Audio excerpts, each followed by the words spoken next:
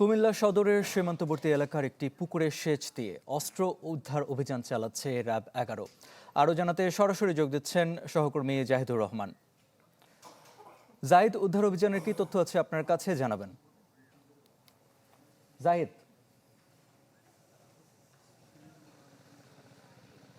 সকালে যেহেতু একদিন পরে নির্বাচন, সেটাকে সামনে রেখে আইনশৃঙ্খলা বাহিনী কুমিল্লার মাঠ পর্যায়ে কাজ করছে। এরই অংশ হিসেবে সকালে র্যাব এখানে সংবাদ পেয়েছে যে কুমিল্লা সীমান্তবর্তী এলাকা, যেটা কুমিল্লার কটক বাজার এলাকা, সেখানে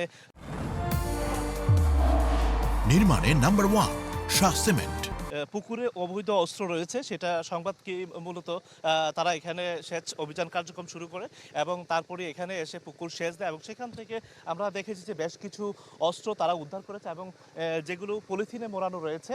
আমরা এখানে আসার পর দেখেছি যে স্থানীয় উৎসুক যারা জনতা, তারাও কিন্তু এখানে ভিড় করছেন র্যাবের এই কার্যক্রম দেখার জন্য। তো সেই ক্ষেত্রে আমরা র্যাবের যিনি এখানকার কমান্ডার, তার সাথেও আমরা কথা বলেছিলাম। তো তিনি আমাদেরকে জানিয়েছেন যে আমরা এই কার্যক্রমটা শুরু করেছে এবং ইতিমধ্যেই বেশ কিছু অস্ত্র এখানে উদ্ধার হয়েছে এবং এরই মধ্য দিয়ে আরও কোনো অস্ত্র আছে কিনা সেখানে তা খতিয়ে দেখা হচ্ছে। তো এখানে আসলে আমরা দেখেছি যে পাশাপাশি বিজিবি সদস্যও কিন্তু এখানে এসেছে, যেহেতু সীমান্তবর্তী খুব এলাকা এবং এখানে নির্বাচনকে সামনে রেখে কেন্দ্রে নাশকতা করতে পারে এই সন্দেহে কিন্তু এখানে অভিযান পরিচালনা করেছে এবং অস্ত্র উদ্ধার করেছে। তো আমরা এই বিষয়টা নিয়ে একটু র্যাবের যিনি এখানকার সিইও রয়েছেন, তার কাছে আমরা জানতে চাইব,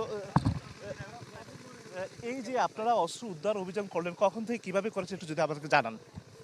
আমরা আজকে ভোরবেলা থেকেই সার্ভেলেন্সে রেখেছিলাম গোপন সংবাদের ভিত্তিতে। এরপর আজকে দিনের আলো ফোটার সাথে সাথে আমাদের অভিযান শুরু হয়। প্রথমে আমি তথ্যটা কনফার্ম হওয়ার জন্যে দুটি বড় বড় পাওয়ার পরে আমি বাকি অভিযান পরিচালনা করি। এখন আমার মনে হচ্ছে এখানে কিছু আগ্নেয়াস্ত্র রয়েছে এবং দেশীয় অস্ত্র রয়েছে। এখানে কি কি পেয়েছেন একটু যদি আমাদের সেই তথ্যটা একটু জানাতেন। এটা আমি খোলার পরে বলতে পারবো। মনে হচ্ছে বিদেশি অস্ত্র রয়েছে, কিছু অস্ত্র রয়েছে, আগ্নেয়াস্ত্র কনফার্ম রয়েছে। আর হচ্ছে আমি চাচ্ছি যে দুটো একসাথে কমপ্লিট করে তারপরে আপনাদেরকে ডিটেলসটা আমি দিতে পারবো। দেখছিলেন যে আসলে এখানে কিভাবে অস্ত্র উদ্ধার হয়েছে সেই তথ্যটুকু আসলে আমাদেরকে জানাচ্ছিলেন এখানকার র্যাব 11 যিনি কোম্পানি কমান্ডার কুমিল্লা দায়িত্বে আছেন, তিনি এখানে অভিযান নেতৃত্ব দিচ্ছেন এবং সকাল থেকেই তিনি এখানে কাজ করছেন এবং এই পুকুর সেচ হওয়া পর্যন্ত আরও কোনো অস্ত্র আছে কিনা তাও খতিয়ে দেখা হচ্ছে বলে র্যাবের পক্ষ থেকে আমাদেরকে জানানো হয়েছে। তো এই ছিল এখান থেকে সর্বশেষ। ধন্যবাদ জাহিদ।